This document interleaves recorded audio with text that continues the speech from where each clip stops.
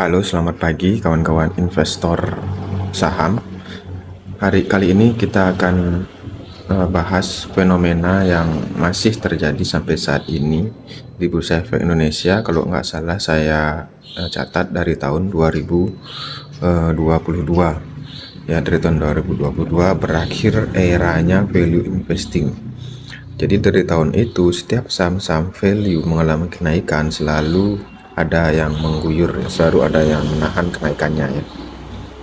Dulu saya bertanya-tanya apa sih penyebabnya. Setelah saya tahu bahwa dana kelolaan fund-fund asing itu sangat besar dan jauh melebihi total, bahkan jauh melebihi total market cap Bursa Efek Indonesia. Jadi bukan hal yang mudah, bukan hal sulit menurut saya. Jadi tidaklah sulit kalau mereka mencicil semua juga saham-saham value yang diambil dengan metode value investing, dan dia mengambil jumlahnya lebih banyak dari retail. Jadi begitu harganya naik, mereka jual, mereka guyur istilahnya, nggak mau harganya itu naik. Mungkin kita juga nggak tahu ya, karena ini juga terkait dengan pendapatan sekuritas. Karena semakin banyak orang yang berinvestasi dengan metode value investing, sekuritas semakin sedikit cuannya, karena jarang terjadi transaksi. Orang-orang value investing jarang transaksi ya, buy and hold gitu aja. Jadi otomatis pendapatan sekuritas itu pun menurun. Oleh sebab itu, orang-orang dengan metode value investing itu tidak disukai oleh sekuritas dan market maker. Ya, jadi kita kuat-kuatan aja nih ya, tapi nggak bisa selamanya big money dan sekuritas melakukan propaganda psikologi seperti ini, nggak bisa selamanya ya. Karena pada akhirnya fund besar itu pun juga akan melirik saham-saham yang berfundamental bagus ya. Nah, yang menarik kemarin itu di tanggal 15 ya, di tanggal 14 Juli itu yang trending itu hampir semua saham-saham dari grupnya Barito ya, dari Pak Prajogo Pangestu, yaitu PTRO, CDIA, Cuan, Brand, dan BRPT ya. Ini yang trending di aplikasi Stockbit ya. Disclaimer, saya bukan influencer Stockbit dan bukan influencer saham ya. Ini bukan ajakan untuk menjual beli saham ya. Ini murni untuk diri saya sendiri yang sedang belajar. Kita lihat PTRO, CDIA, Brand, Cuan, dan BRPT itu kenaikannya di atas 10% semua. Nah, ini yang paling tinggi naiknya CDIA bahkan sudah arah berkali-kali ini ya. Nah, nih menariknya adalah saham Pak PP ini, saham Barito Group ini berkontribusi besar terhadap IHSG ya. IHSG jadi hijau nih dengan kenaikan 0,71% ya. Di tengah menurunnya banyak harga-harga saham yang lain, harga saham Barito Group malah naik ya. Dan dia menopang IHSG, membuat kinerja IHSG jadi hijau ya. Mau tidak mau kita harus semua berterima kasih kepada Pak Prajogo Pangestu yang sudah mengeluarkan banyak duit untuk ini ya pastinya.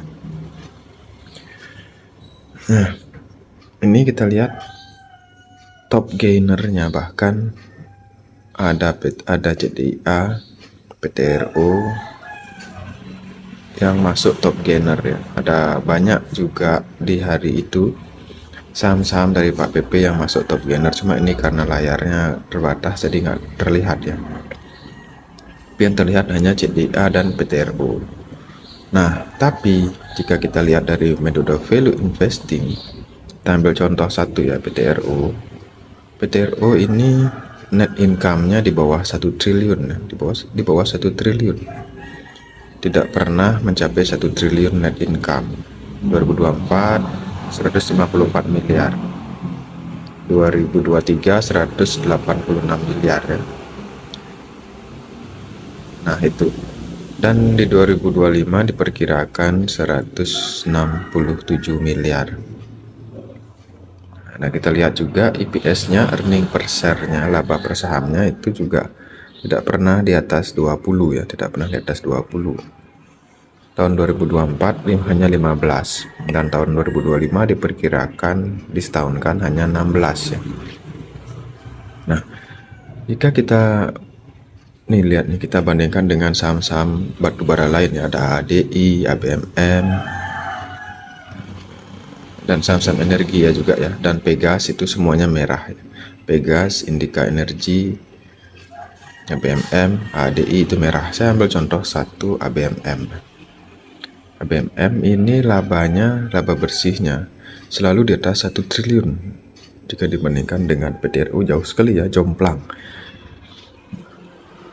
Labanya tidak pernah di bawah 1 triliun di 3 tahun terakhir.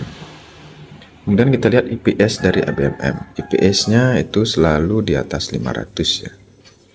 3 tahun terakhir selalu di atas 500, tapi harga sahamnya di situ-situ aja.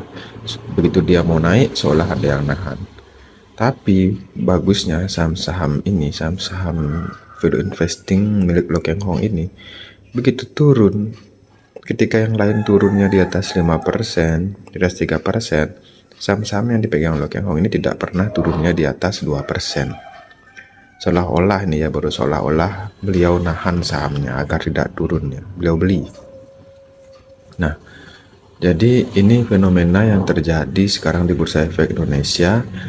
Jadi buat para kawan-kawan yang baru masuk ke dunia saham dan yang sudah masuk ke dunia saham, bisa memperhatikan hal ini dan ingat kembali tujuan kita berinvestasi itu untuk apa ya. Untuk ikut-ikutan, untuk judi, atau untuk benar-benar berinvestasi jangka panjang. Karena dalam jangka panjang, siapapun tidak akan bisa mengalahkan saham-saham yang berfundamental bagus, karena akan harus menjadi pilihan bagi mereka juga, para big money.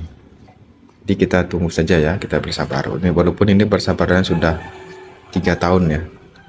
Oke, demikian dari saya, semoga bermanfaat. Salam cuan.